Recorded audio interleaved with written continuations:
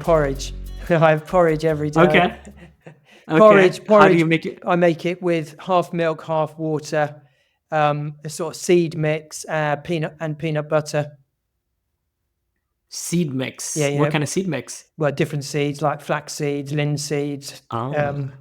sunflower seeds, those things. Yeah, and then peanut butter.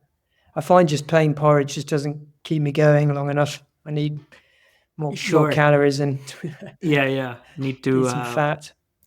add more nutrition and bulk. Yeah. I have a funny Porridge story. is you call it oatmeal, I think, don't you, in America? Yeah. No. So exactly. So I have a funny story about that. So I understand what porridge is, but this kind of oatmeal that I get here, a lot of people get in America. We get this thing called steel cut oats, which for some reason are also called Irish steel cut oats because maybe they have some Irish provenance. And I remember many years ago, I was in Dublin for work, and I wake up in the morning, I go down to the hotel restaurant for breakfast, and I'm so dumb. I'm like, can I have the Irish steel cut oats? And they gave me this like funny look, and they're like, finally she figured it out. She's like, okay, we got porridge over there if you want porridge. And then my jet lag brain, it finally clicked that yes, that's what I'm looking for. I can't go to Ireland and ask for Irish oatmeal. Specific oats. Yeah.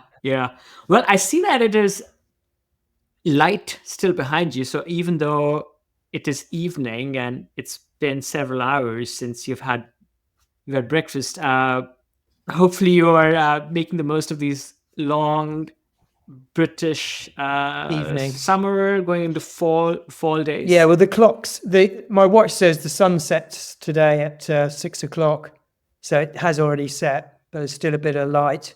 But the clocks change next weekend. I don't know, do they go back or forward or something, don't they? Here. Yeah. I don't know if that's the same over there. Yeah. We lose an hour So I think it's going to be darker earlier, isn't it? Maybe. Yeah, an hour earlier for us, and maybe the same for you us, as well. Yeah. I wonder if we got that from you from the UK at some point. Yes, I don't know. Yeah, you're all copying us. Yeah, copying us. It's like Greenwich Mean Time. Yeah. Probably another conversation. Ben, for those of us who don't know who you are, can you give us a quick intro? Who are you and what do you do? Oh my God. Well, yeah, my name's Ben Moon. I'm 58 years old. I was a professional rock climber for about 20 years in the sort of 80s and 90s into the early 2000s. And now I still climb a lot, but I've got my own climbing business, Moon Climbing. So yeah, I guess that's who I am. But I also run a lot. So I'm kind of, at the moment, I'm kind of half runner, half climber. Sure thing. Yeah. Then I've been inspired by your climbing since I first started getting into the sport, 2 odd decades ago. I had to rewind and go back and look at some of those early climbing videos of yours. It was jogged back into memory lane for myself as I rewatched some of your classics. You've had a very impressive career, and you have managed to push climbing into new limits multiple times. And we don't have time to ask about all the different stories. No. But out of some of your more, let's say, impressive accomplishments, can you think about perhaps one that stands out? Yeah, which is maybe memorable, particularly for you, where you perhaps had to try the hardest, push back maybe against some of your own beliefs. Well, that's a very difficult question. To pick just one, it's almost like you're asking me to pick my favorite sort of almost memorable experience. That's probably climbing a route called Rain Shadow in 2015. which is graded 9A, which isn't like we have 9C now, 9B plus, so it's a few grades off that, but it's still pretty hard. So, and I was like 48, I think 48 years old or something, and I'd had some time off from climbing, and I'd sort of seen this route and got inspired to get fit again, and I managed to do it, and that was pretty special. And that was like 25 years after I climbed the world's Sure, first 9A, which was Hubble, which is in the Peak sure. District. So yeah, I recognize I asked a rather difficult question, which attempts to elicit maybe one nugget out of multiple decades of climbing. And yes, I was curious if you would pick one from your, your main term as a career, yeah, as opposed to maybe picking up this one, which again, at the age of 48, where most of us would think, hey, the the apex of a climbing is gone now, and let's focus on other things. You managed to recapture and climb something which was, or which is perhaps just as hard, if not harder, than some of your other climbing levels yeah. from quarter century ago. Let's go back to some of your early years, Ben, and maybe take us to the beginning. Was there a defining moment in your life where you realized that you would rather be climbing than possibly doing anything else? Yeah, probably when I was 7 years old and I first went climbing. I honestly, I was just hooked straight away. Yeah, it was we were in this place called the Lake District, which is in the sort of north of England, on a family holiday with some friends, and went climbing, just top roping some little outcrop when I was 7 years old, and it was just like amazing. And yeah, I mean, I thought about climbing all the time. I mean, it was very hard to do back then. We're talking like, well, that'd been 1973 or something like that. It was very hard to go climbing back in those days because there weren't any climbing walls. You needed to go outside. You needed to know people who could do it and everything. But that was probably when I realized I wanted to climb, and then I just got even more and more hooked. When I was like 14, 15, it completely disrupted my education. Yeah, I just wanted to be climbing all the time. And kind of think back of the time when I was 7, and I think I was perhaps distracted and trying so many different things. You somehow discovered climbing when you went outside, and it ignited this, Yeah. I don't know, this passion in you. Was that trip accidental, or was it something in the making where you had been conjuring up these ideas of climbing, and then the opportunity presented itself, and you were like, this is exactly how I thought it would be, and it just confirms No, how much I would. it Yeah. was a complete accident. I mean, yeah, it was just a family holiday with another family, and it just so happened that the father of the other family, who came from Yorkshire, which is in the north of England as well, because we lived in London, we were all living in London. He happened to do a bit of climbing, and we were in the Lake Districts on a holiday, and he must have said, "Oh, let's go and do a route." I mean, I'm incredibly lucky. I mean, yeah, to have sort of found something that I feel so passionate about. Were you naturally athletic? Um, I was all right at sport at school, but really nothing special. But I could see that I was really good at climbing straight away compared to Hmm. other kids. Well, certainly when we were like teenagers, like 14, 15, we had like a school climbing club. There was a group of us that used to go climbing, and I was much, much better than everyone else. But yeah, I wasn't particularly, yeah, I was nothing special at any of the other sports. Perhaps what may have been some latent qualities that you had that suddenly found their mark, when you went outside, grabbed the first few holes, and scampered up? Why? You mean why was I good at it? Well, Yeah, like what suddenly made you? Well, the I thing mean, is, I don't. I love climbing, and my first time climbing was perhaps I was 12. Growing up in Delhi, we went to this place outside town as part of a school trip. I think I was the second worst kid in the group. So, what I like to joke is that the things that I've gotten good in my life are the ones where I've had to put a lot of time into, and maybe because I put the time into them, they became very special. Yeah. But you kind of had an opposite Well, story. yeah, except that I put a lot of time in anyway, just probably like you. I mean, but yeah, I just wanted to. Yeah, Sure it was thing. fun. Okay, so this was a family trip that you lucked into, but then did you manage to somehow adapt your life in a way where you would be able to just get outside so much more? I'm just thinking you were like 7, right?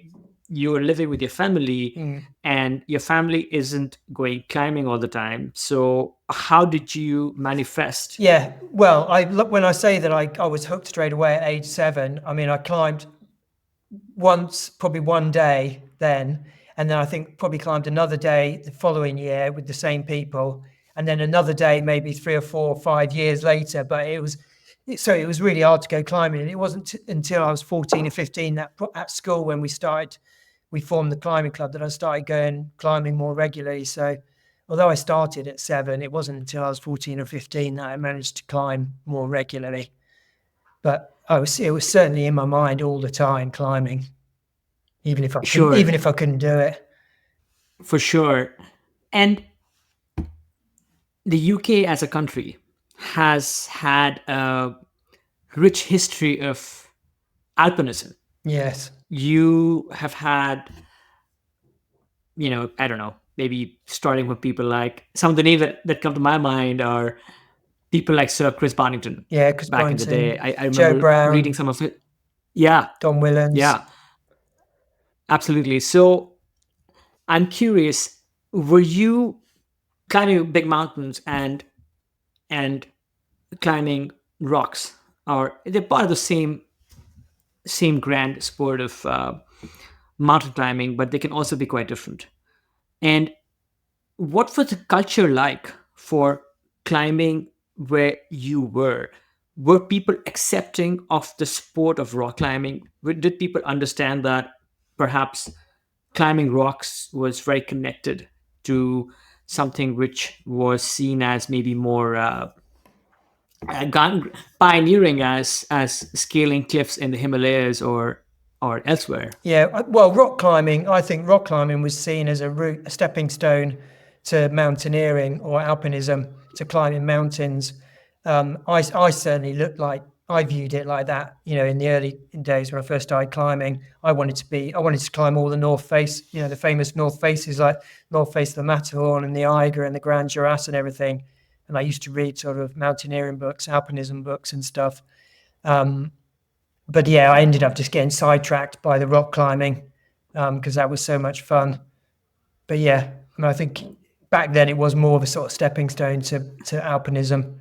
But now, obviously, the sport's changed just, you know, beyond recognition, really. So, In those early years, as you were just rock climbing around where you lived and maybe trips to the Peak District and whatnot, did you also get exposed to some bigger mountains to no, make the whole thing a bit more? not really. We had when I was at school. I went to boarding school from when I was aged 11 to 16, and we formed a climbing club in the sort of last 2 years when I was at the school, and we used to take little trips in the summer to this sandstone outcrop near the school, which was all top roping. But we also organised like a trip to the Alps. A group of us went out to the Alps, you know, and we climbed some mountains, you know, in the snow and everything. So I'd had a little bit of experience, but that was really it. And then after that, after we came back from that holiday with the school, it was just rock climbing all the time. Was there a point, Ben? So, I did a bit of mountaineering growing up. And for me, In earlier India, on, in India, and some in Nepal. And for me, earlier on, the idea of getting into rock climbing was perhaps learning some technical skills which will allow me to do, let's say, bigger, more technical things in the big mountains. But once I got into climbing rocks, I found that just to be so fulfilling on its own that I think I just at some point I just abandoned the desire to focus on mountains. What was that point for you, perhaps? Because we know you as an accomplished rock climber, and it sounds like while you did have some trips and some aspirations to do some of those things you talked about, it feels like you at some point made a conscious decision to focus on climbing rocks. I didn't really make a conscious decision. It just sort of happened that way, basically. I just got so into the climbing. I mean, Yeah, I'm only guessing, but probably because I was good at it and I improved quickly. It's like I yeah, found my kind of my niche, and I was just sort of focused on trying to be the best I could at that. And I just didn't even think about going to the mountains or something. I mean, it's funny because a lot of my sort of best friends who are my age, they've had the same sort of route as me, but a lot of them in the 80s and 90s they did the climbing and then they went on and did the alpinism and stuff like that. So and both are good routes, aren't they? I mean, I kind of feel like I maybe missed out on that because I was focused on rock yeah. climbing, but they probably think they missed out on some of the rock climbing because they were going off to the Alps and doing like these big expeditions and stuff like that. It's completely different, isn't it? I agree, and yeah, life is all about choices, if nothing else. There's always some opportunity cost, and I feel very fulfilled with whatever bit of climbing I do. But for sure, anytime I was in Peru last year, and we did a little bit of mountaineering, and I was like, oh gosh, this is so incredible. I wish I could just do. I sucked at it, in all honesty, but I was like, you know what? If I spend more time at it, I would probably get better at it. Ben, jumping a few years, at some point, you, let's say, finished studies and you kind of struck out on your own. And one of the more memorable uh, times of your life that we know about is you, I believe, uh, you adopted a rather scrappy lifestyle to be able to climb full time. And you were, I think, living in some very humble environments Yeah. to allow yourself to focus on climbing. So I want you to take us back to the time where you found climbing, it clicked, and you created your surroundings to be able to give yourself completely, find the right community, allow yourself to be close to the type of climbing that would ultimately bring out the best in you. Well, I think it was moving to Sheffield, really. Again, I mean, I think I was pretty lucky, to be honest.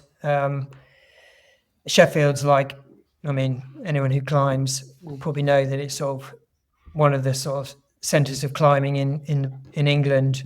And I'd been to the Peak District, which is just next door to Sheffield, where all the climbing is.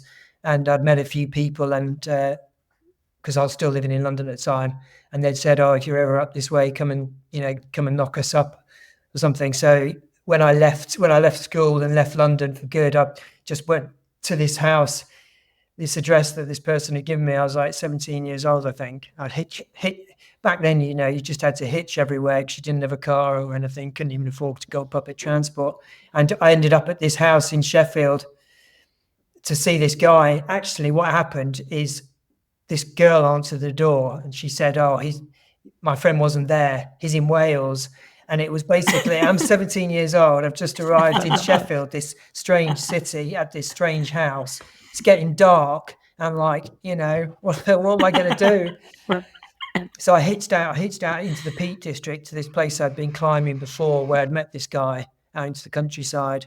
And I just, just slept there that night. And then I went over to North Wales the next day, again hitching.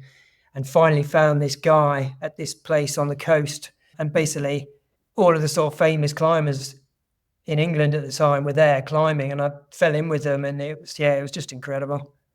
And this was that place in Wales. Was that Candudno? And was that apparently you guys? I think to use some of your colorful language, you guys dossed up in this cave Yeah, we together. all lived in a cave. It was a pretty nice cave, though. I mean, Llandudno is a very, very pretty place. It's like a tourist resort in North Wales on the coast, and it gets its own kind of sort of microclimate. So it tends to get really dry weather, hardly ever. It's an old Victorian holiday resort town. It's really pretty. And the climbing at Pentruins, just on this peninsula, which has a marine drive around it, which is one of the things the tourists want to do. They'd want to go around the marine drive. And just as you go onto the marine drive, there's this really big cave. I think it's an old quarry, old limestone quarry, really big cave with grass underneath it, kind of on the outside. Yeah, and that's where we spent like the summer, just sleeping there, just climbing all the time. Yeah, it was incredible. And you were living in this beautiful seaside town, but you were subsisting on a very simple lifestyle. We were. Just the very basics, from what I understand. And is there any part of that old lifestyle that you miss? I mean, you've come a long ways. You're sitting in a comfortable house. You've established this incredible business community. But yeah, what would be some of those things you miss about the simplicity really of the lifestyle? And I mean, I'm still really passionate about climbing, but in a different way. But when you're sort of 17, you're just completely obsessed. Well, I was, and most of the people I was with were the same. So yeah, maybe miss a bit of that a bit of that enthusiasm, or whatever you want to call it. But the simplicity of the life. I mean, I was living out of a rucksack. We were all living out of a rucksack. Sure. You had your whole, world belongings on your back. I mean, I don't know how we did it. It's like, because you got climbing ropes and climbing gear, sleeping bag. I mean, we didn't have any clothes. Probably didn't change our clothes very often. Probably, was pretty dirty.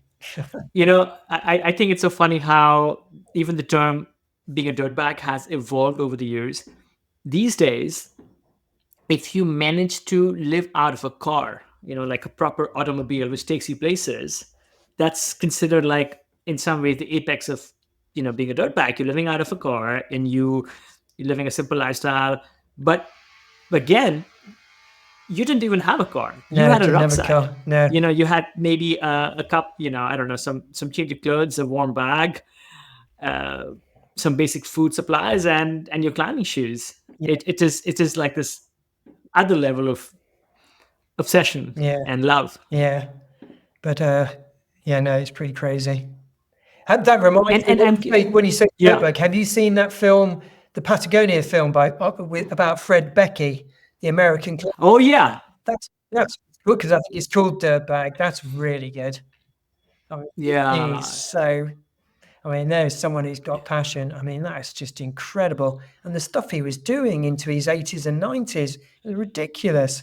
Yeah, Fred Beckey. I mean, he was such an iconoclast. I mean, he was hitchhiking to climbing cliffs in his 90s. Yeah. And lying on a carry mat on the road, just he was still dossing out in his 90s. It was incredible. He was the true ageless athlete. Yeah, for sure. I think my podcast is about 10 years too late. Yeah. At least we get to talk about him. At least we get to be inspired by his legend. Any of your listeners who haven't seen that film, they should definitely watch it. I'm going to add links to that for sure. But I'm curious. Climbers keep pushing the envelope, and when you actually talk to climbers of today who are doing super well, I mean, they just seem just as much in love with the sport. I don't think that the levels that are being set would have been set if they didn't work any less hard than perhaps you guys did, back when. But I'm curious, do you think that this generation of crushers, do you think they're missing out because they didn't experience that lifestyle that you guys almost glorified No, I from don't. I from don't that think. era. I don't think so because every generation's different, isn't it? I mean, we were different to the previous generation, and they were different from the previous one. Mhm. So I don't think they're missing out. They may be missing out on that, but they're getting something else. And just going back, I mean, I think today actually they're on another level in how hard they work. I mean, it's way more professional than when we, 20, 30 years ago, I think. I mean, there's much more knowledge, and all the top climbers, it seems like, they're working with coaches, and, they got a team of people, helping them. And yeah, like I say, they do work incredibly hard, the young generation. It just becomes more and more professional as a sport, exactly for some of the things you described, the level of technology, commitment, science, all of those things are allowing us to keep pushing the envelope.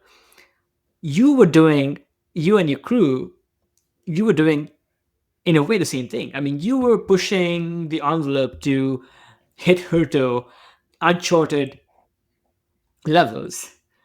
Instead, you were doing that on a very different environment with a very different set of tools in front of you, like we just spoke about. And again, maybe not an easy question then, but what do you think allowed you to, in a way, for your time, push things and accomplish what you did, despite not having what the athletes of today do? Phew, I don't know really. I mean, I think it was we experimented with different things. I mean, yeah, it was tricky. I mean, I was sort of influenced by Jerry Moffat, who was influenced by John Backer, the American climber, in terms of training in the sort of early stages. John Backer was, really into. He thought bouldering was really important and for strength and dead hanging for your fingers. And so Jerry copied a lot of his ideas, and yeah, we just kind of tried to develop and work on them and read about read about training in other sports, because there wasn't nothing had been written about training for climbing. It wasn't like today where there's loads of books on training for climbing. There wasn't anything there. So I mean, I read a lot of sort of running books and tried to sort of apply sort of running training methods to my climbing, using interval training and stuff. But yeah, I don't know. Yeah, we tried different things. So, obviously, in today's world, we have all this information at our fingertips. Sometimes it almost seems too much to understand, what to adopt, what to ignore.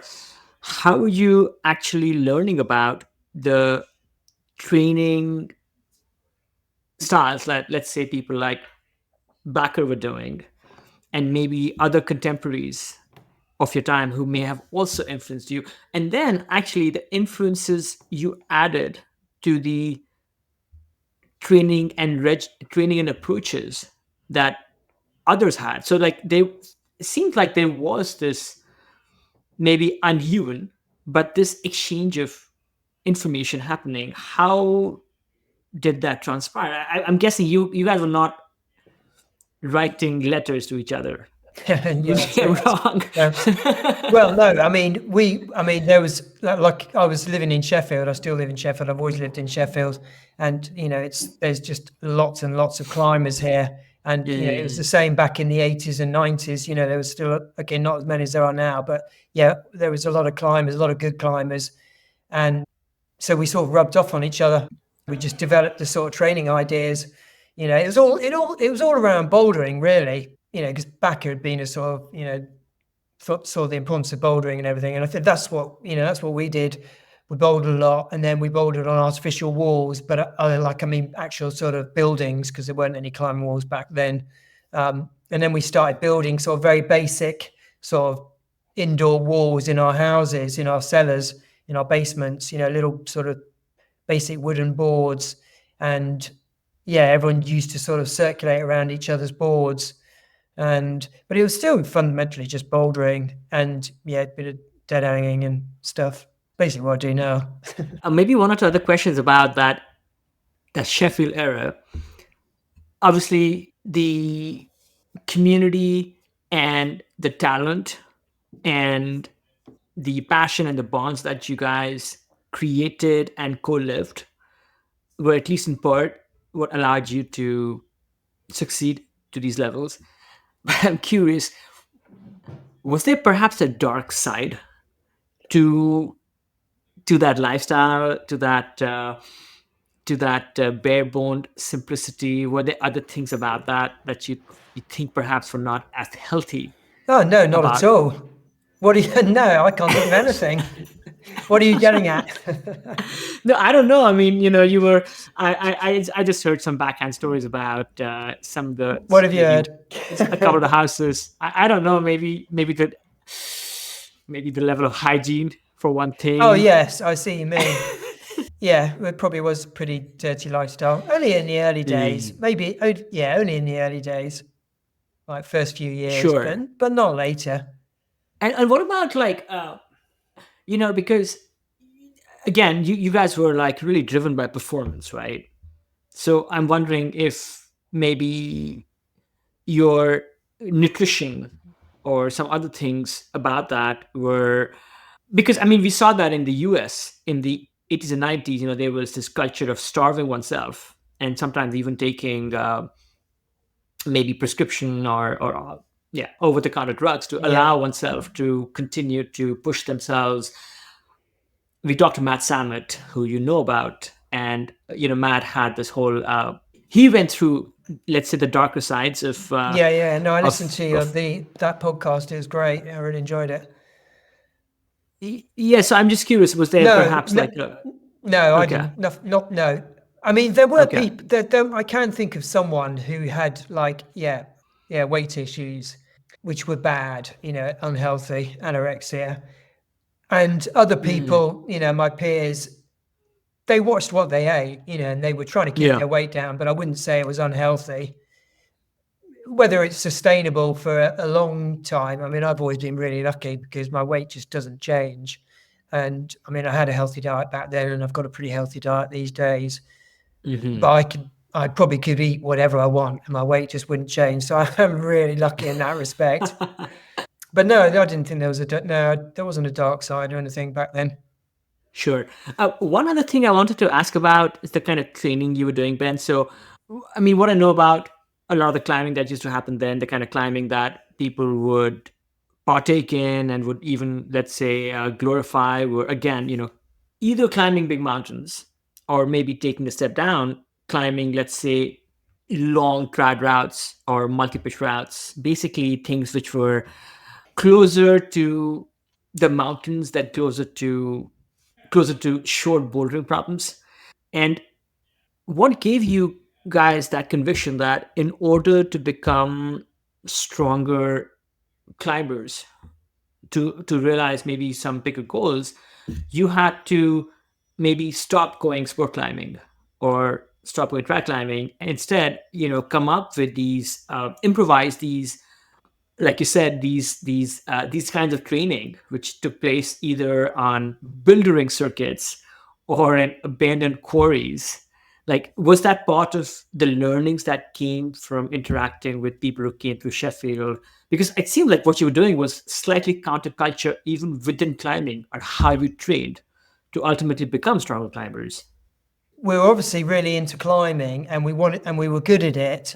There were a lot of good climbers around in Sheffield, and we just wanted to get better at it and climb harder and harder routes. And we just, I guess, we got just more and more focused. If you want to be, really good at anything, you know, you do have to be very focused.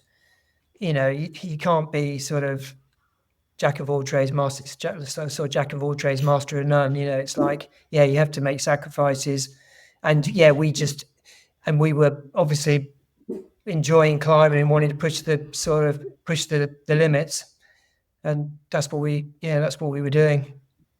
I don't know. Does that answer the question? Yeah, yeah, no, I think it does. I think it seems like you wanted to become better at climbing, and And I think maybe they were just a confluence of different things where there was that love for the sport, maybe your own talent getting manifested, plus some learnings and experimentation on what you understood would allow you to keep getting better at what you were doing, keep getting stronger.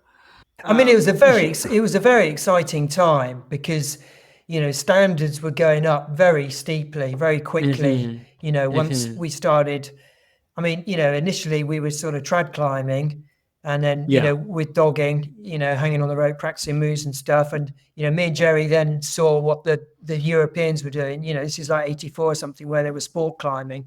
So we started using their sort of techniques, working routes, red pointing, which obviously means you can climb much harder things. So it was a very exciting, and there was climbing competitions as well. So the sport was really changing, becoming much more professional, and standards were going up quick. I mean, if you're good at something and you think, oh yeah, you've got a chance of being the best, at it, you're going to be sort of pretty focused, aren't you? I think. You were training very, very hard. At the same time, I think, Ben, you probably also had this mental game that I think maybe distinguishes those of us who are able to push things to new levels, to maybe levels which had not been accomplished before. One thing that I remember, I think, reading in Jerry Moffin's book, was that when he first met you, one of the things that I think that struck out about your early trips together was your sheer level of tenacity. I Like did try you, hard. yeah, like you refused. You literally refused to give up. Like you guys would be trying maybe the same moves over and over, but you would sometimes take big falls. Sometimes you would take risks, and you would continue trying something which sometimes clearly looked impossible. And I think that you had this talent which maybe was getting developed in those early years, because when you started then working on some of your later peak ascents, when you did uh, Hubble, and you did Voyager, those projects were very, very difficult. So I'm curious if you can talk a little bit about if this was like an innate quality you always had, or you had to consciously work on developing this mental side of you. No, I think you're right. I mean, I probably do have a lot of tenacity, and that was one of the things Jerry said about me, when he first met me. Yeah, I mean, I don't know. It's not for everyone, is it? You just like to sort of be so sort of single-minded on, specific boulder problem or route or something. But yeah, there's quite a few people like that. But I think it's part of my sort of genetic makeup, I guess. I don't, yeah. And I think motivation's a big thing as well. It's like, if you're really if you're motivated to do something, then you don't mind making sacrifices, working hard, and I always think, when when you're motivated, everything seems sort of effortless, but your motivation does go up and down um, through life. And Ben, you come across as being very self-aware, and maybe even in those early years, you knew some of your talents. And I'm curious if you can think back to perhaps maybe one time where you were working on a project, and it was, let's say, so it felt so beyond at that time that even you had to question yourself on whether it was really possible, and you had to maybe dig even deeper than you had until then. Well, no, not really, because I mean, I wouldn't try something if I didn't think I could do it. So yeah, all the things I spent a lot of time working on, and sometimes doing, and sometimes failing. I always thought, oh, I can do these. Otherwise, I wouldn't bother trying. Well, one of the things that I find particularly impressive, and maybe listeners to this podcast will as well, is what we talked about at the beginning when you accomplished climbing A9A, a level that you had last achieved 25 years prior. Can you talk a little bit about this? So I understand that you had perhaps taken a hiatus from the sport, and you discovered this route because you had heard about it, you saw somebody trying it, and somehow, and that unlocked a series of events where not only did you decide that you wanted to try this route, but you went, but to do that, you had to go back into climbing, you had to take up the sport again, and then you had to work up to the point where you actually sent that route. So yeah, would love to hear this story in your words, Ben, on why did you leave the sport actually, and then why did you come back I to think want? I was. I think it was basically I was just a bit too busy. Really, I had. My daughter was born in 2009 or something, in 2009, and I had my business, which was only in its sort of early stages and was taking a lot of time. And I didn't have the time to sort of travel really, um, and I just lost motivation for climbing really. I'm just focused on bringing my daughter up and running the business and everything. But then, yeah, my wife and I were going for this walk um, up in the north of England at this famous crag called Malham, and it was like there was no one around. It was a horrible day, um, raining and stuff. And there weren't even any walkers around. But when we got to the crag, there was this guy, and he was like trying something. The whole cove was like wet. It was about the only bit of dry rock, and he was like high up on this wall working these moves and stuff. And it was this route called Rain Shadow, which is like a Steve McClure 9A. It's one of the best routes I've ever done anywhere. Just certainly one of the best routes in the UK, sport climbs anyway. Um, and it just, yeah, kind of sort of fired me up to sort of, I was like, maybe I can do this. I think I was like, I don't know, in my 40s or something. And so I started climbing again. And I got really, yeah, found my love again, got really motivated. And yeah, ended up, I think that was probably around about 2012 or something, 2013. And then, yeah, in 2015, I managed to do that route that guy was on, Rain Shadow, when I was like 48 or something. Yeah, it was incredible. Sure. Yeah, no, still completely in awe of how you came back. What Okay, so you saw this line captivated you, and you decide to dust off your planet shoes and find your chalk bag and all of that. So what level were you at when you, let's say, decided to get back, and then how long was that, how long and how uh, arduous slash fun was that journey to get ready Yeah. to actually put in serious burns on? Yeah, well, I was at my, I mean, I'd say I'd given up climbing. I mean, I hadn't completely given up climbing. I probably went to the climbing wall once a month or something like that. So I wasn't totally out of shape. But in my level, I mean, again, I feel very fortunate for this. My level, even if I don't do anything for a while, it still seems, pretty high. I've got, yeah, very strong fingers. Even now, at almost 60, I've got, my fingers are strong and stuff. So, yeah, I wasn't like, yeah, I was still in reasonable shape, I suppose, but yeah, a long way off being good enough to climb something like Rain Shadow. But I just sort of just started climbing again and going out, doing routes, red pointing, sort of working through the grades a little bit, and then Yeah. just ended up at Malham once. And yeah, my friend I was with, he just said, "Oh, you need to get on it and start trying it." So I spent like the next, I don't know, probably 2 months, traveling up there, every once a week or something to try it and work in it. And yeah, just incredibly fortunate to get it done. In my first season, after about I think I had about 17 days on it or something. So yeah, And Ben, despite your obvious talent and motivation, you had stopped climbing because life came in the way, as yeah, we like to say. You probably had to rearrange your life a little bit to be able to give back, give the training and the climb the effort that it needed. And I'm curious, is there a lesson here that you can share for others on the power of goal setting? brother to, well, if he's listening, he may not like this, but I want him to get a little bit fitter. And I keep telling him that, hey, if you find a goal and then you work backwards, and it kind of allows things to fall in shape, right? So I want him to maybe Your train for a race, 5K. find Yeah. find find a race that he's stoked on.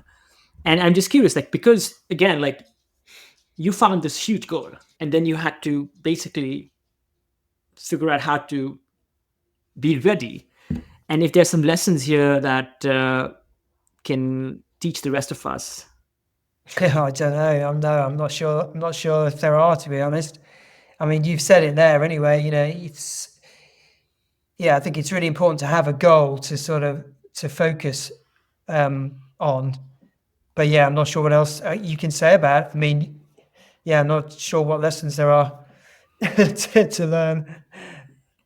I guess one lesson right there is, I mean, some people do have goals. Some people set themselves a goal, but they don't go after it. I mean, just because you set yourself a goal doesn't necessarily mean that you're going to sort of get there, does it? You still need motivation.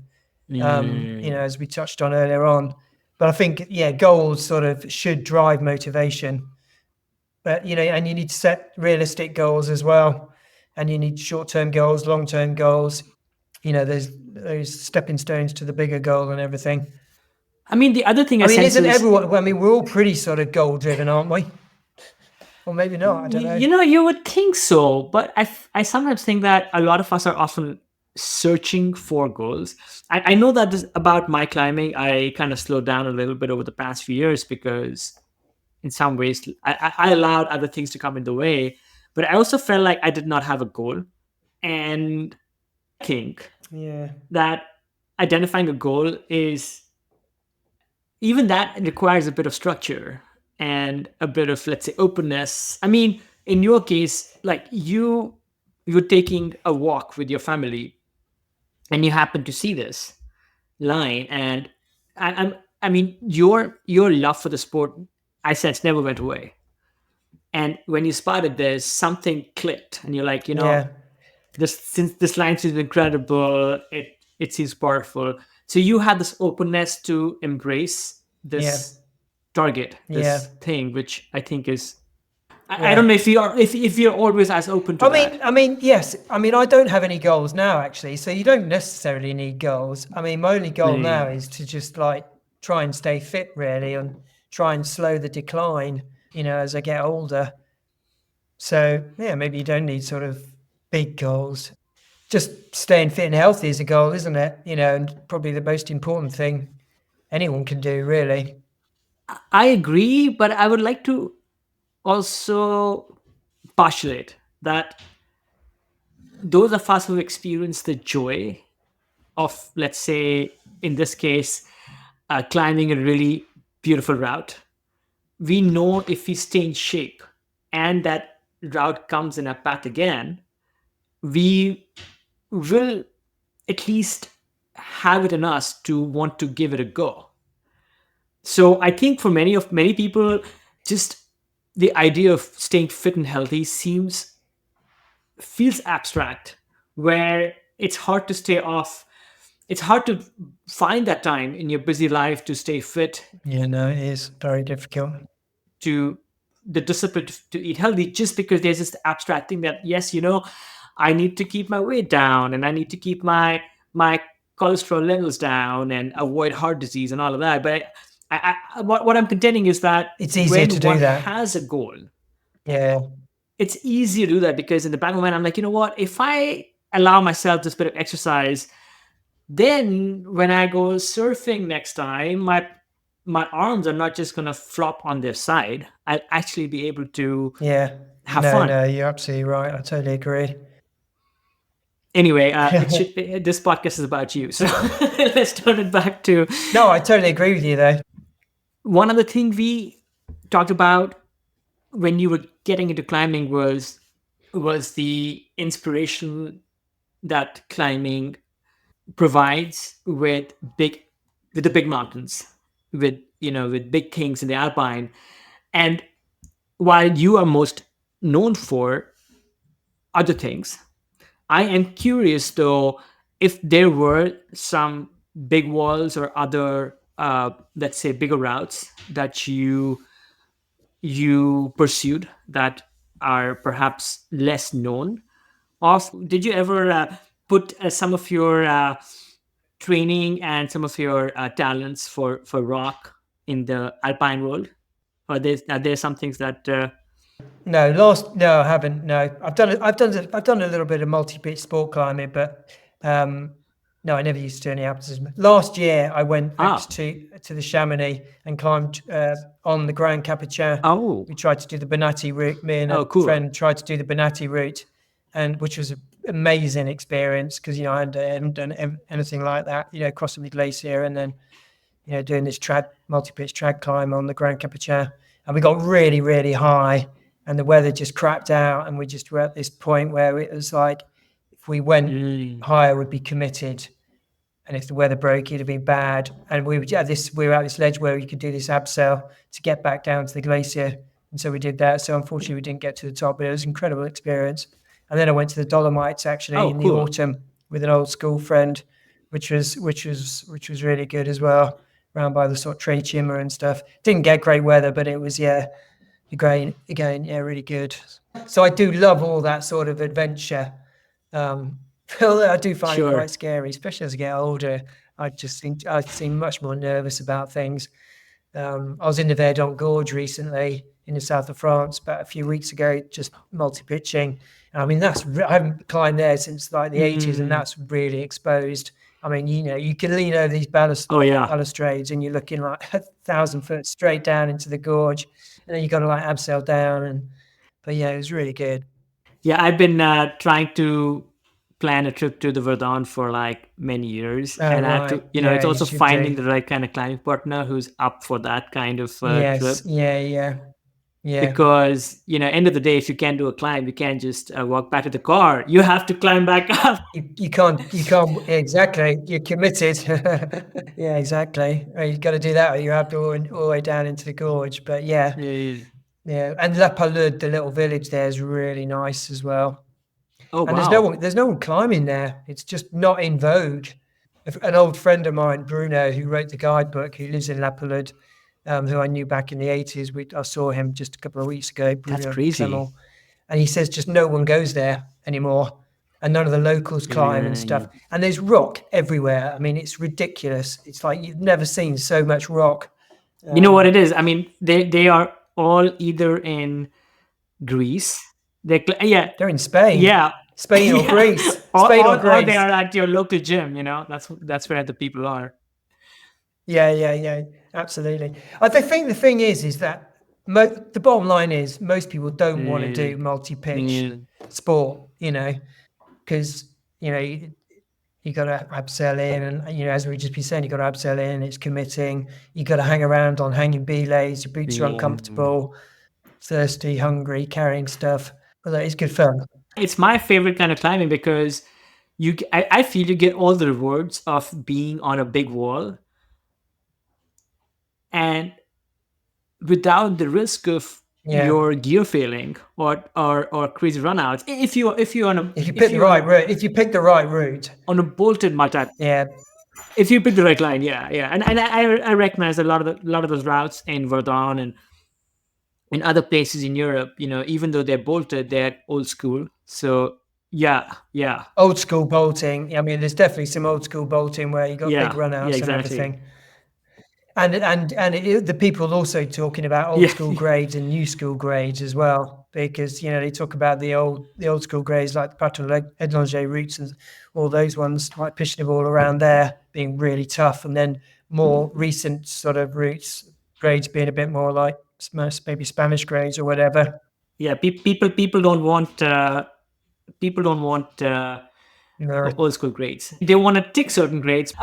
Talking of travels and adventure, Ben, one of your trips that I wanted to ask about, if it is indeed true, and hear more of, is if you, I believe you went climbing in India at some point, which is a bit of interest to me because that's where I come from. Did you actually make it to India to climb? What did you do over there? Yes, yes. I went. Well, we thought we might climb a mountain, but we ended up just bouldering. But we went to the source of the Ganges, Oh Shivling Base yeah, Camp. Tapa. We went to this base camp. It's like a sort of meadow below Shivling, the Shivling Mountain, and it's called Tapavan. I've been there. Been there many years ago. Yeah, beautiful. It's an amazing place. It's one of the sort of most beautiful places I've ever been to in the world. And I always tell people, I mean, I've only been to India once, and I went to the Himalayas, but I just think it's the most amazing thing I've ever done. And everyone Hmm. should go to the Himalayas one time before they die. Yeah, it was really very special. What made it so amazing for you? I mean, it's the culture. It's so different. The lifestyle, the people, the traveling, and then the Himalayas are just like mind blowing. I mean, it's Yeah, just the sheer scale. You just cannot comprehend it until you yeah, until you go there and you actually see it. It doesn't really you can't appreciate it. And these are peaks that are like 6,500 meters. I mean, then you've got like, I mean, I haven't been near an 8,000 or 7. I mean, it's ridiculous. You can't believe people climb them without oxygen. But yeah, it's a very, very did special you? place and really good bouldering. Yeah. So did you manage to actually give Shivling, the The, massive a fair shot, or did you no, get didn't go on it. We distracted by didn't. the We just went bouldering? bouldering. Well, no, I was with. No, I would have given it a go, but I'd gone with these 3 Norwegian friends, and they were the Ah, ones who had a bit of alpine experience, but they just yeah. weren't. They just weren't bothered. So it didn't happen. So I lugged all my ice Oh, axes and my plastic boots there and never used them. But I yeah. did go off sort of walking on my own, as if, Mm. up onto the sort of high glaciers and sort of round into sort of this cum where the sort of the Yeah. standard route up Shivling went. But I mean, yeah, there's no way I was going to go up it. But I mean, it's just incredible. Yeah, incredible location. I mean, there's another Yeah. really good film that I watched was Conrad Anker's film and Jimmy Chin's film on Meru. That's really because that's where I was, and I walked right under Meru, the shark's fin. Uh, yeah, that's a really good movie. I mean, they just bonkers what they did. It really is markers. Moving on, Ben, you ended up developing this incredible business with Well, it's moon climbing. yeah. I want to talk a little bit about that. But I had this funny listener question from Sarah who wanted to ask that you guys were, you guys were setting standards, and you were doing all these bouldering trips before the advent of crash pads, right?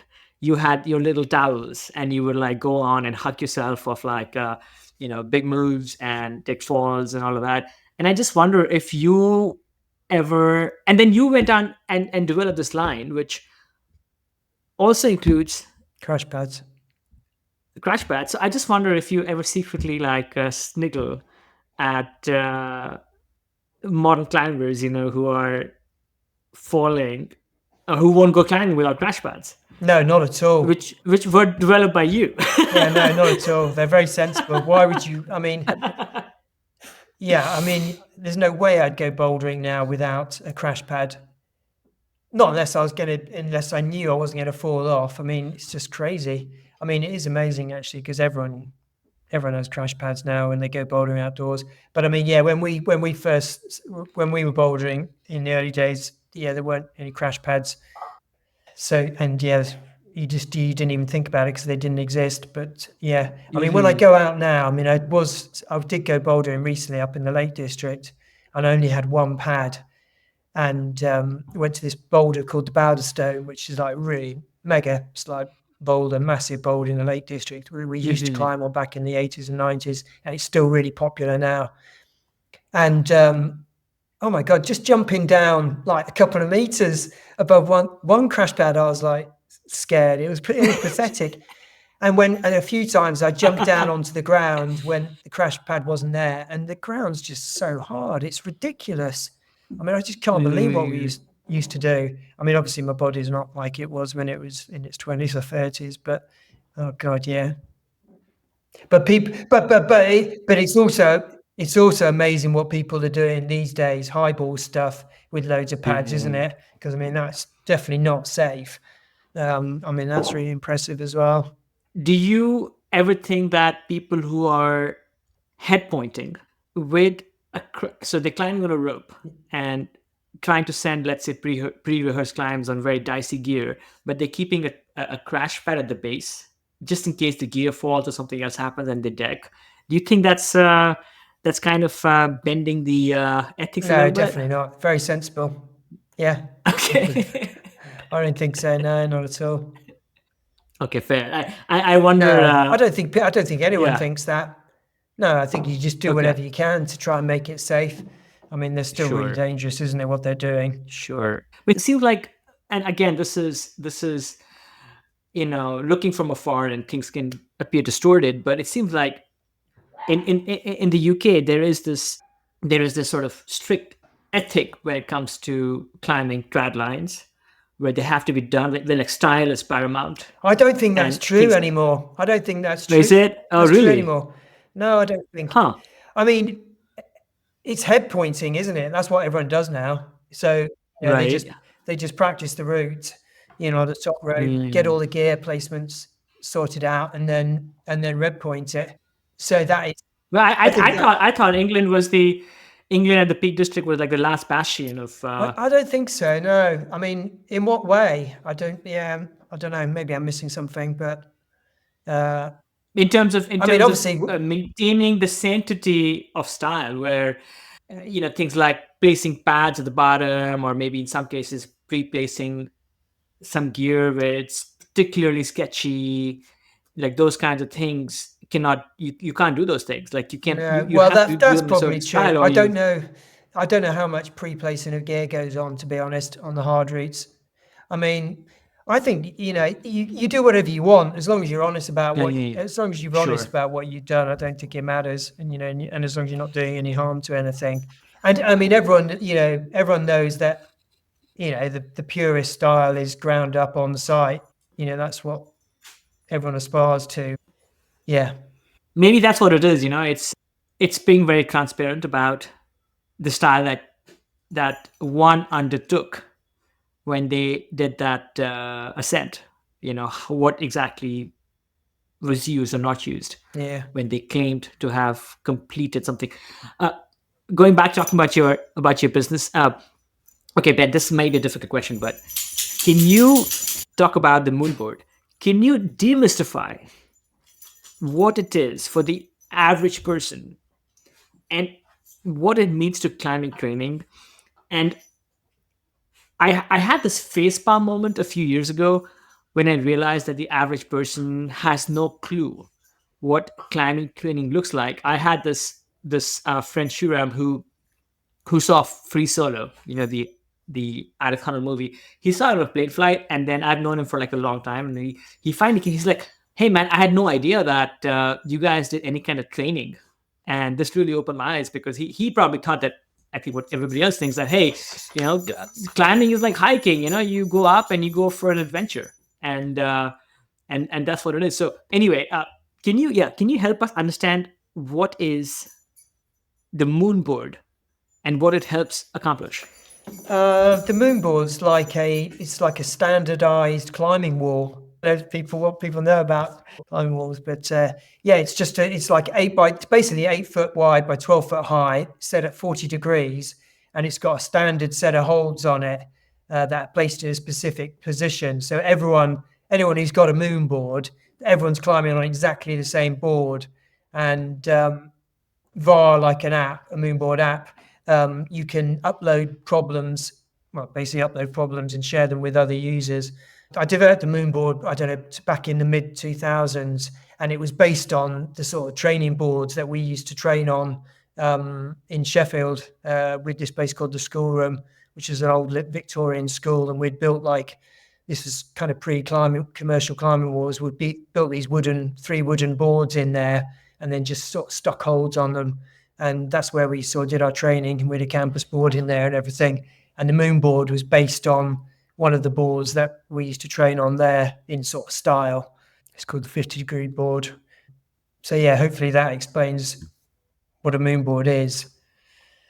To me it does, and but I think one has to at some point actually try climbing on the moon board to get a sense of what it is and what it's allowing people to. Well, that's probably its down. That's probably its downfall, because it's so hard to climb on, and It it's really only a is. very small percentage of people can even climb on it. It's incredibly popular there, and there's thousands of them all around the world. But it's really aimed at sort of intermediate to advanced sort of level climbing. The holds are very small. Are moon boards like that by intent or just by evolution? That it really does not dumb things down for somebody who is new to the sport. No, it's intentional. It was a it was developed as a sort of training tool. For, well, like I say, intermediate to advanced climbers. So it's not aimed for beginners. Beginners Yeah. aren't. I wouldn't have thought I wouldn't be recommending a beginner train on a climbing board. Go to a climbing wall and do sort of easier problems and circuits, on different angled surfaces and everything. But I wouldn't be recommending climbing up boards. So no, it was made hard because it was for sort of intermediate to advanced climbers. But there is a lot of strong people in the world these days. A Sure. lot of strong people. People. Just, well, gee, average sort of gym climber. Whatever. There's, yeah. I mean, it always amazes me when I go on the MoonBoard app. And I look at the problems and the grades, and then you look at the video sort of beta, the videos of the problems, and you see like these random people all over the place, just like hiking these like really hard problems and making them look really easy. I mean, you developed and you unleashed this monster, Yeah. and I'm curious. Yeah, like, did you ever think this would Like, become such not a a? day goes by I when I mean, don't such a curse global it. global phenomena, but not just that. I mean, you developed this to allow you to get better, so you could perform outside. But just climbing on the moon board and performing on the moon board is a whole thing in itself. Excuse me. And how do you reflect on that? It's like, yeah, it's just become like a thing in its own right, hasn't it? It's like we were talking about how climbing's like a stepping stone to alpinism, and like board climbing's like a stepping stone to climbing hard boulder problems and routes. But now everyone's got sidetracked by the moonboard, and they're just on the moonboard all the time. But you do what you enjoy, don't you? I mean, Well, one thing I climb on it a lot. sure. I mean, Ben, one thing I certainly want to recognize and congratulate you foremost and your team is, I think it levels the training field in my eyes, because when I travel in other places, I mean, even places like India, which are which don't have a lot of training facilities, you don't see anything like the modern gyms we see in the West. But I see now moonboards sprouting up in some places in the big cities, and I see kids over there who are absolutely crushing. I mean, they don't have much but the moonboard and maybe a few other things around them, and they're able to bring a level of dedication to training on that board. And I mean, I saw a video of this kid, who did like I think like a 3 move V13, like an 8B on the moonboard somewhere in Delhi. And I'm like, I mean, this is like Alex Megos. I mean, I'm like, Yeah, would you? It's amazing. yeah, So it's I crazy. just say that, the moonboard does not make it easy for you to get started. But once you have gotten started and you've found a focus, I think it allows you to train just like, Yeah, I mean, I think it's the peloton I think it's very, of climbing yeah. I training. think it is a very effective sort of strength training tool, which is what it was always designed to be. Why are grades so Oh sandbagged? my I God. mean, they Tell could me be about it. hard, but Tell me why are about this? it. I don't know. It's not my fault. Honestly, I am as frustrated by the grading as you, I could Yeah. sense you are. It's people. It's people that everyone's. I don't know whether they got big egos or what, but everyone's just like downgrading stuff. I constantly upgrade stuff. To try Oh, to really? try and balance it, but I don't know. Okay. Yeah, Yeah. Okay. I mean, Um. grading is incredibly difficult, though, isn't it? I mean, not just on a moon board, Yeah. just grading anywhere. Whether it's boulder problems outside, routes. It's so subjective, and it's very hard. It's very Sure. hard to understand. I work with a group of moonboard moderators. So we Mm. sort of try and decide which problems to make benchmarks and stuff. And we have so many debates about like problems and grades. It's just like, yeah, it's crazy. Zooming out a little bit, talking about training and talking about, let's say, the evolution of climbing in Britain.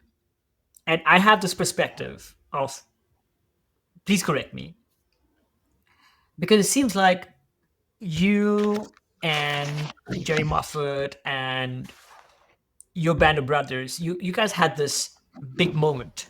You helped herald this big moment in, let's say, the 80s, maybe, yeah, 80s, maybe the early 90s, where you were pushing the standards with all these cutting edge ascents. And then now you have, and then I think maybe for a few years, it seems like things went a little dormant, where you didn't hear as much about people from the UK again pushing the edge of rock climbing. And now we are seeing a resurgence. So for everybody from England listening, hey, congratulations on the Olympics. Yeah, Toby Roberts With and it's not, yeah, I mean, Toby, you know, and we had Hamish MacArthur. I mean, we had two males in the final and one female. One female. I mean, we were the best. Yeah, we were the best country. It was incredible, and it was amazing. Toby winning. Yeah, I was. Yeah, I don't know. Yeah, I don't know. Yeah, I don't know. Things just go in waves, don't they? Around countries and stuff like that. I mean, for quite a long period, the Americans were not very strong in climbing, in sport climbing. And then mm, suddenly they were just like flipping number one in the world. They got so many Americans, so many good climbers and everything. well, I don't know what it is. in the US, they say that I think there's been some kind of focus with, apparently the Olympics are a big reason why. With there's this focus now, maybe there's money coming in from the government Yeah, well, it's LA, it's all towards LA training next time, isn't facilities. it? Next Olympics is in LA, isn't that right? Yeah, yeah, exactly. So it's yeah, exactly. It's in LA, and then so okay. Did does the British team train on the moonboard? Um, I think a little bit, yeah. I think, you need to train on lots of different surfaces to be a good Yeah, climber. You can't just train on a yeah. moonboard or whatever. I think variety is like one of the most important factors, really. So yeah, they'll be training on all sorts of different surfaces and wars. I mean, Toby Roberts went to Japan for like a 3-week, training trip to work on his bouldering. Flipping the training script slightly. So in my mind, there may be these two distinct styles of training indoors for for bouldering or even sport climbing. So you have the moonboard style of climbing, but then you also have, for lack of a better term, the more gymnastic style of climbing, big volumes and jumpy moves and paddling to holes and whatnot. Do you ever train on that style of climbing yourself, Ben? No, no, I don't. No. No, very, very, very rarely. Sometimes I get dragged onto there by a friend of mine who's quite good at it. But no, I just really struggle with that style of climbing. Also, I think yeah, I mean, yeah, it's probably just not my style, but it's very kind of, um, it's very shouldery, very like all over body, um, a lot of Mm. compression, and you've had to use heels, like another pair of hands and stuff. And yeah, obviously very dynamic and jumpy. I mean, I think it's really hard on the body. So when you're my age, I think that's particularly hard. Mm, Even a lot of the younger climbers, I think, get injured on that style of climbing. I think it's very tough on the body. But I mean, it's pretty crazy. I mean, I thought the setting in the Olympics was just 10 out of 10. I mean, they were just brilliant. All the problems, I thought it was sure. great. I think they did a really good job. The Olympics were an absolute treat Yeah, to watch. yeah, I really think that, yeah, the level of climbing coming from the competitors, but then also from the route setters, where that ability to really separate levels, from the very yeah, best. Like, you don't yes. want everybody sending all No, the no, problems, but you don't want everybody failing on all the no. problems. So I think they were able to really separate out any reflections on some particular things that you found very impressive with climbing being on the world stage. Yeah, well, I don't know. I mean, Yanya's just on another level, isn't she? Yanya Gambare, she's just incredible. I mean, she just, it was just crazy, really. No, I mean, I just thought it was all great. I think there was, I thought it was a great sort of spectacle.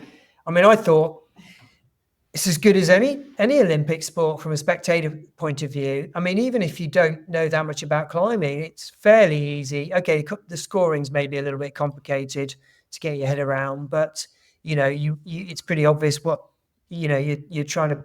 The person who gets highest is the best. So it's easy to understand and it looks good. There's a lot of action. Yeah, I just thought it was amazing. Really, me and my daughter went to the men's semi-final boulder Oh, and nice. women's speed, and it was incredible atmosphere. Absolutely packed out. And when a French competitor came on, the crowd just went just mad. Yeah, it was really good. Ben, moving on, I have this little section of the podcast that I've started now calling the ageless section. So this is a question from Josh, and Josh Hosley wants to know, now that you already accomplished so much, and I'm not sure what your next goals are with climbing, how do you stay motivated to train hard? I recognize that fitness and health is part of that, but how do you find that stoke to put in the time to give to training? And how do you feel motivated to continue to go climbing outside when you think perhaps you may not be as strong as you were maybe until a few years ago? Mm. I'm a competitive bastard. I think that's why. I don't know. I just, I don't like, I want to be in good shape. It was like I was saying earlier on, I want to stay fit and healthy. And, you know, I mean, sometimes I think it's a curse the way I feel, that I'm like climbing so much or running so much. But I don't know. Yeah, I think, just want to stay fit and Sure. healthy. I was going to Got say it. something then, but I forgot what it was now. No, so I get it. You are very competitive. And what are you competing with? Are you competing with Just with the myself. current version of I think it's yourself? just with Okay. myself, really. I mean, I've Okay. really got into running in the last like 3 years. Hmm. So I've been doing all sorts of running. I mean, like I said at the beginning, I'm probably almost more of a runner than a climber at the moment. It's been really hard balancing the two together. Um, But obviously, because I'm quite new to running, I mean, I ran a little bit back in the 80s and 90s for sort of fitness for climbing and stuff, but I didn't do Hmm. competitive running like I've been doing over the last few years. And that's been really good fun. And one of the things I like about running, like I've done a lot of sort of fell running competitions, they have age categories. So, you know, Hmm. you can still try and do well in your age category, even if you can't win the overall competition, which, is not very common in climbing, really. Sure. They don't really have age categories, although I think they should start doing it a bit more. Yeah, climbing competitions are not as mature as maybe some of these more mainstream sports. I remember winning some beginner climbing Nice. competitions when I just started out, and maybe they'll have some like I think they have some masters level I think I competitions think they do. for I'm not sure. climbing. I know I'm doing a competition actually in Oh, Manchester in about 3 weeks' time. It's only a British competition, but it's quite a big competition. But they do have a 45 and over category, so that's quite good. Even 45 seems young these days. Um, but yeah, I mean, you did at 48. You did your hardest, yeah, so exactly. you Yeah, will be up yeah, yeah, against some, yeah. Well, I also you did know, a I also some. did a route called Evolution, which is one of Jerry's routes at Ravens Tour in the Peak District, which is Sure. eight gets 8C plus, but that'd be 9A in a lot of places. Oh I mean, wow. it's really flipping hard, and I did that when I was about 51 or 52. That's one of the things I'm really proud of, actually.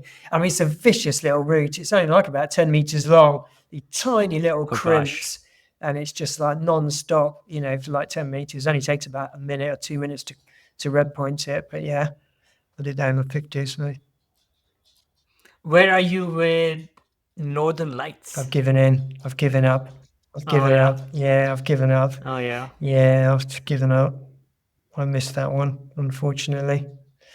Yeah, it's a bastard. That I put Okay. a lot of time into that. Yeah. How close did you Oh get? man, I got really close about 3 years ago. I thought I was going to do it. Like, Oh.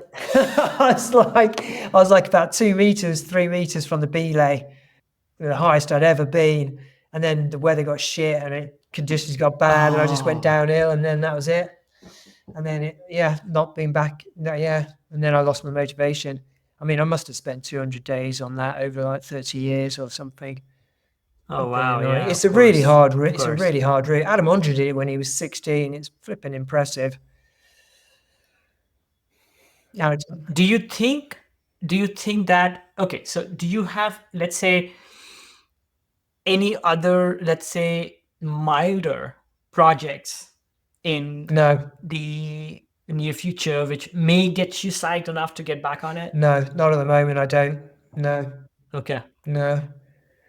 I mean, I'm really enjoying climbing. I mean, basically, my Hmm. climbing these days consists of bouldering indoors or trad climbing outdoors, which I mean, that can be very yeah, but fulfilling it in is very itself, right? fulfilling. Yeah, exactly. Yeah, yeah, yeah, Yeah, yeah, yeah, yeah. yeah. Try hard. And maybe, sure, and maybe that's the secret even for me, which is I just do enough of it at whatever level that allows me to stay stoked and jonesing to go off for the next session. And then perhaps like you, one day I go and spot this king line Yeah, and I'm yeah, like, oh exactly. Yeah, goodness, yeah, yeah, and you just have enough fitness, just enough yeah, fitness to maybe give it like uh, a little window shopping burn, and then before you know it. yeah. That's why even when you're not motivated, you've got to try and do something. You've got to try and sort of tick over even when you're not motivated, like once a week, minimum. Yeah, yeah. Okay, Ben, I'm gonna jump around a little bit. You named some of your routes after French military disasters. I know. You knew this was I coming, feel right? bad about it now. And I've got I have quite a few French friends, but I do feel bad about it. It seems like in bad taste, but it was just kind of a joke. Yeah, I presume you're referring to Agincourt and Maginot Line. Yeah, Are you allowed to go climb on French crags? yeah. Mohit from India wanted to ask you, did cutting off your dreadlocks, did it help or hurt your climbing? Helped. Yeah, I lost about goodness knows a couple of pounds in weight getting rid of the dreadlocks. What was your, let's say, your first, if you can remember, maybe a first big ascent after Oh God. being shot? I mean, you have great hair. Anybody who's not watching this on YouTube, Ben still has great hair. So you never know, maybe a few years when we have a sequel. I can't remember.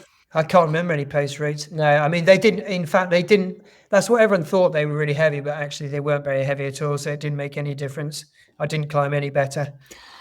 Julian had this thing. He wanted to hear of some fun Ben and Jerry stories.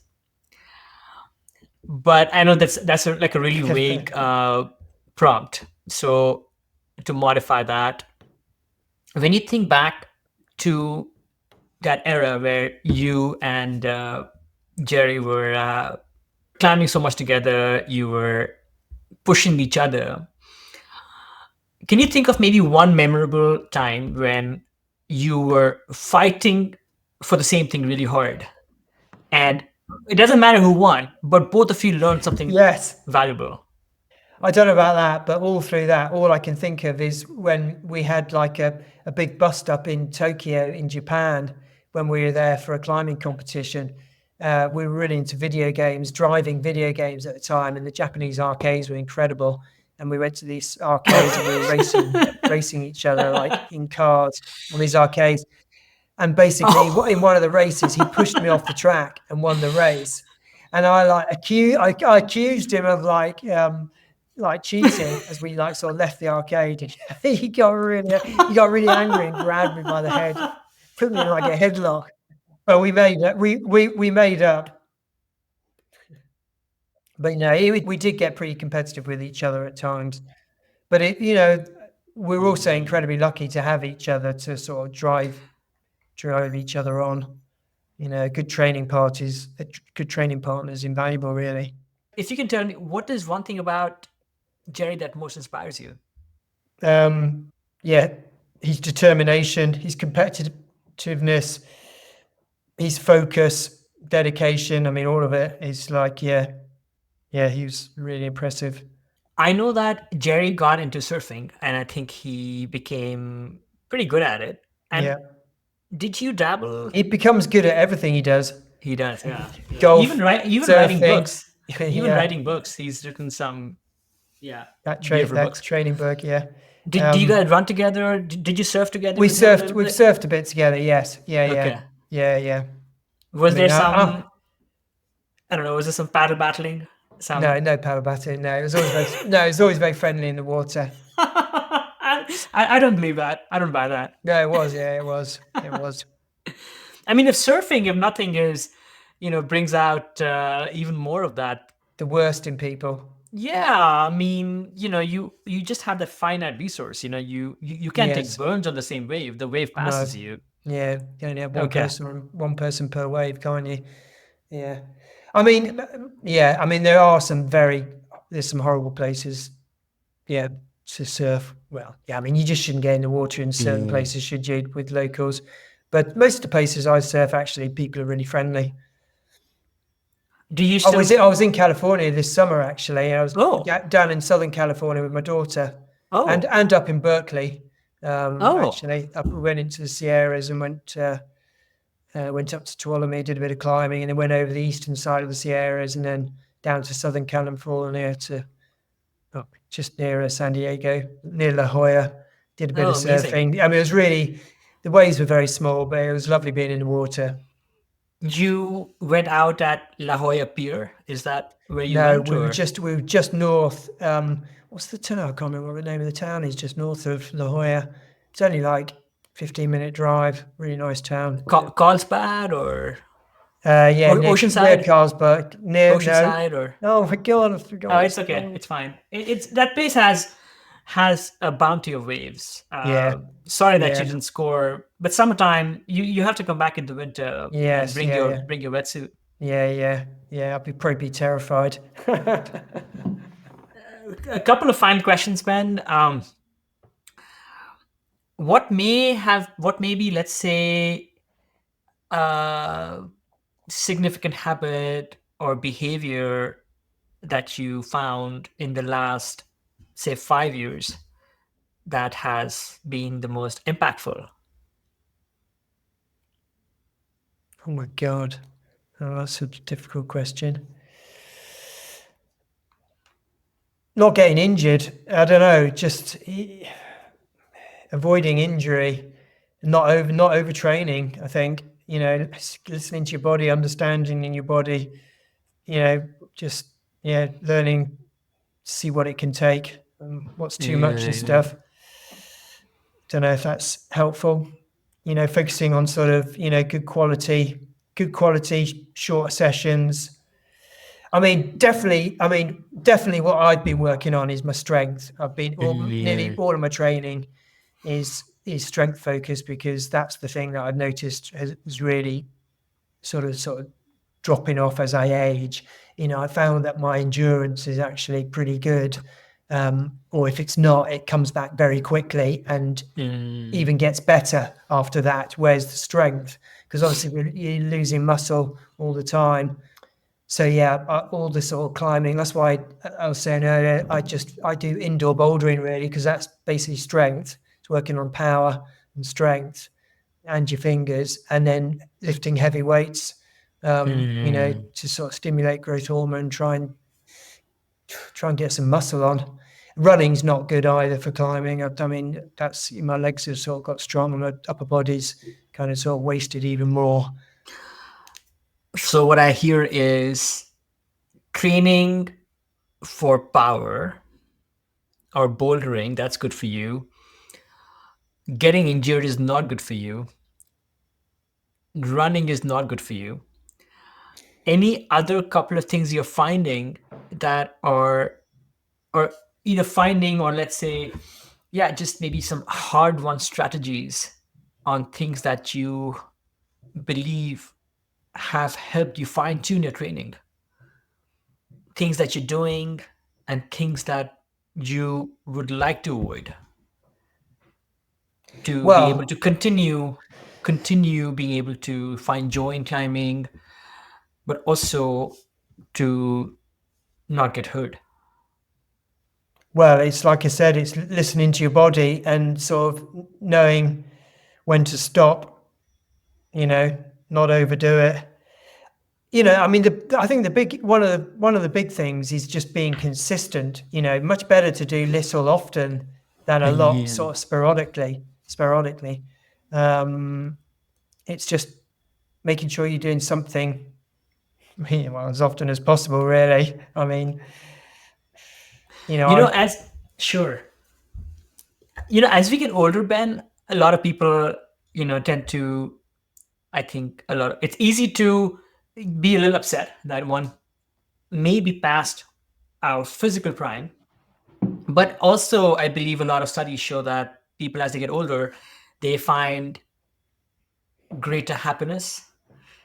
So, what are you perhaps most grateful for where you might be at your stage of life?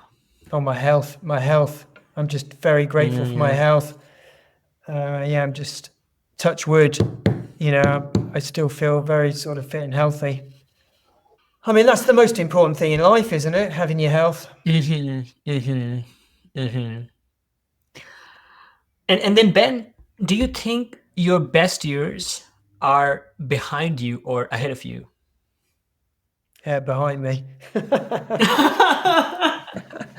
Come on. Northern Lights. It's there someday. Definitely behind me. Okay. Okay. What are you most But I'm grateful totally for? fine about that. I'm totally fine about it. I'm really not. Yeah. Okay. Okay. I mean, you obviously Yeah, have got. I know I am, like I say, I am very competitive, but I'm just happy that I can still do this stuff, even if it's not as hard as it was. Do you think you're aging gracefully? Yeah, I think so. Okay. Okay, here's a fun question. In the in recent memory, what has been perhaps the best use of, let's say, 100 pound sterling in your case? Oh my God. Getting my dog, Getting a dog. Toy poodles seem to toy be. poodles. Yeah. Yeah. Did you get You yours from a breeder, Actually, it or? was from a breeder, yeah, and it was more than £100. But I was gonna say. oh, I don't know. That's a tricky question. I was going to say a good book, but they're not £100. Ben, how do you find balance in your life? You are running this business. You also have this lovely family. You do trips with your you had this great trip with your daughter, you are still training, you're loving running. How do you find balance? Again, just thinking I'm very lucky. I suppose I've got to that point where, I've got enough time to do all those things, and I'm still healthy enough to do them. But yeah, Sure. it's tricky, isn't it? I suppose motivation, I'm just very motivated. It gets back to what you were saying as well about having goals, even if my goal in climbing is just to try to slow the decline and, just try and still try to sort of perform at a reasonable level.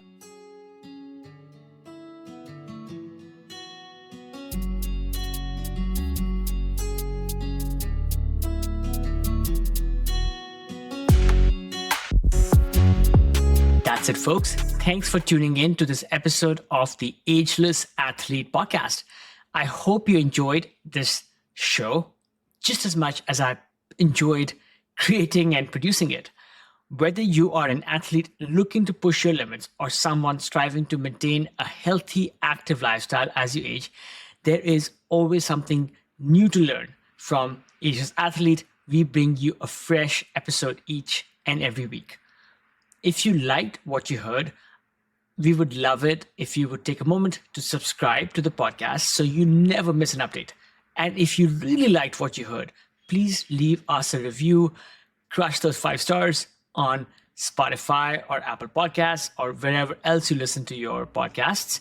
It helps us reach more people who are passionate about staying strong and resilient, no matter their age.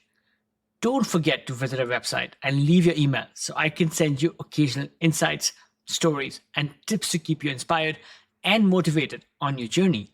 You can also follow us on Instagram at Ageless Athlete Podcast and on YouTube at Ageless Athlete Podcast as well for even more great content. All of these links are available on the show notes for this episode. This show is entirely produced by me, Kush Khandelwal, based out of California with the help of my trusted adventure pup Roger. Until next time, keep challenging yourself, keep pushing those limits, stay mentally and physically fit, continue doing what you love to do, and my friends, stay ageless.